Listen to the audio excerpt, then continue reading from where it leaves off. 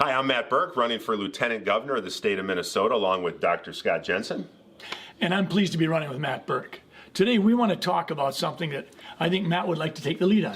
Yeah, this swimmer from Penn, who is a biological male and is transitioning to be a female, swam in the women's NCAA national championship. And I think this is I think there's a couple interesting points here, Scott. I mean, first of all, and maybe most important, we need to always deal in the truth, right? You can't build a society on a stack of lies.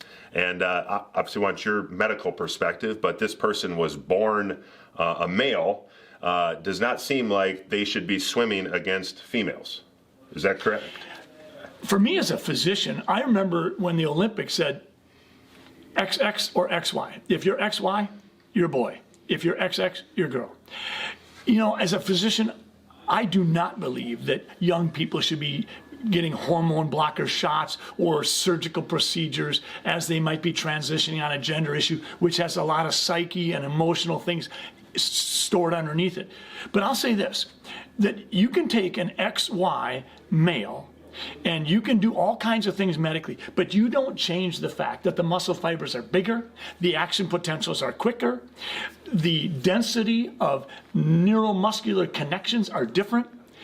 Folks, Matt, when we talk about this, we're talking about undercutting women's sports. This is not fair. I think we're talking about undercutting women in general, right? I mean, you're married, you have daughters, I have daughters, and I think people are starting to see sort of the ridiculousness of this. But, you know, what's interesting to me is kind of the bigger picture. Like, how did we get here? Like how was it that a male was allowed to go all the way and swim and be crowned, as far as the NCAA is concerned, a national champion?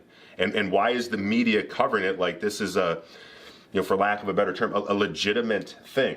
This is how cancel culture works. I think this is a perfect example. You take something and they say this is a woman, and you either need to take this 64-ounce jug of Kool-Aid and drink it and just go all in with it. But if you don't, then you're transphobic, or you're homophobic, or you're a racist, or whatever it is.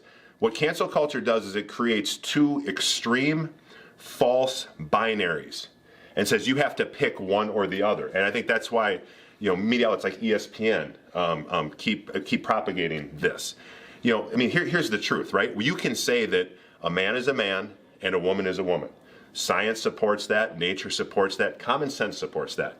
You can also say, geez, I do, as a human being, I feel compassion for this person going through this. It's obviously, it's a lot to go through, and I have no idea, but we all have our own crosses to bear, if you will.